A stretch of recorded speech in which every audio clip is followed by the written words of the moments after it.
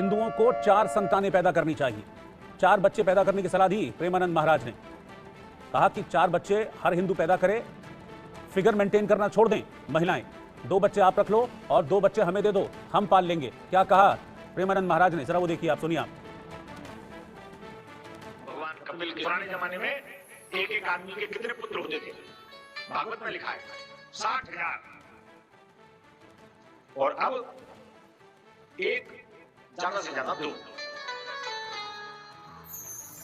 परंतु आज इस बात की चिंतन और चिंता करने की आवश्यकता है। इस भारतवर्ष को अगर हिंदुस्तान बनाना है तो हमारी माताओं को एक नहीं, कम से कम एक परिवार में 4-4 पुत्र होना चाहिए, कम से कम। आज उत्तर प्रदेश हमारा चला गया, आज उत्तर प्रदेश चला गया। उत्तर प्रदेश के 17 जिले नाम नहीं लेना चाहता और हमारी माता फिगर मेंटेन करने में लगी है।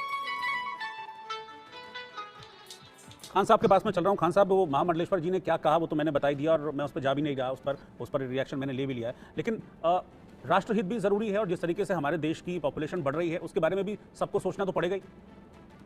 जी, ये कोई नई बात नहीं है। जो महाराज ने जो बयान दिया, इससे पहले इसी तरह का बयान साध्वी प्राची ने दे दिया, उमा भारती जी ने दिया और साक्षी महाराज जी ने दिया। यहाँ तक के आरएसएस प्रमुख मोहन भागवत जी ने भी अपनी जनसंख्या वृद्धि को लेकर बयान दिया है।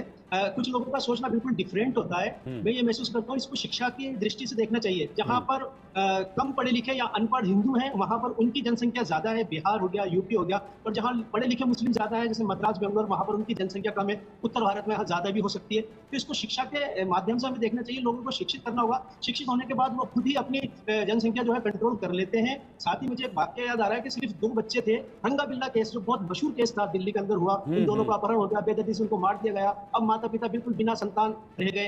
तो ये बात कहीं हद तक सत्य है कि पिछले जमाने में तो लोगों को संतान ही बहुत बड़ी जो है वो संपत्ति होती थी। और चूंकि राष्ट्रहित का हमें ध्यान रखना है, जन संसाधन है और दूसरी रिसोर्सेज है वो हमारे कम पड़ जाएंगे, ऐसा हमें सोचना चाहिए। लेकिन एक चीज मैं आपका ध्यान आकर्षण करना चाहूंगा, जो जनसंख्या वृद्धि के एतबार से जो प्रमुख देश है पूरे संसार के अंदर, जैसे चाइना हो गया, भारत दूसरे नंबर पे, इंडोनेशिया हो गया, ब्राजील हो गया। तो जिस तरह का इनका काउंटडाउन है, ठीक उसी तरह से इनकी जीडीपी वृद्धि का काउंटडाउन है। फ्यूचर के अंदर भारत विश्व गुरु बनेगा या भारत टॉप पर जाएगा, तो उसके पीछे एक कारण ये भी होगा कि उसकी जीडीपी बहुत टॉप की होगी, क्योंकि उनके पास हाथ ज्यादा होंगे, उनके पास जनसंख्या ज्यादा होगी। सेना के अंदर जनसंख्या काम में आती है और दूसरी चीजों के अंदर हम रोबोट से तो काम नहीं करा सकते, इंसान ही चाहिए होते हैं। लेकिन जब हम हर हाथ को काम नहीं देते तो हमें ये भीड़ नजर आती है। और जब हम उनको कोई गाइड भी करने वाला नहीं हो तो ये भीड़ बहुत नुकसानदायक भी होती है। तथाकथित तौर पे ये चीज हम देखते हैं। मैं इसको शिक्षा से जोड़ना चाहूंगा कि शिक्षित बनाया जाए तो लोग खुद कंट्रोल कर लेंगे। ठीक है खान साहब और मोहित जी, दोनों का आपका साथ में शुक्रिया हमें समय देने के लिए, बातचीत करने के लिए।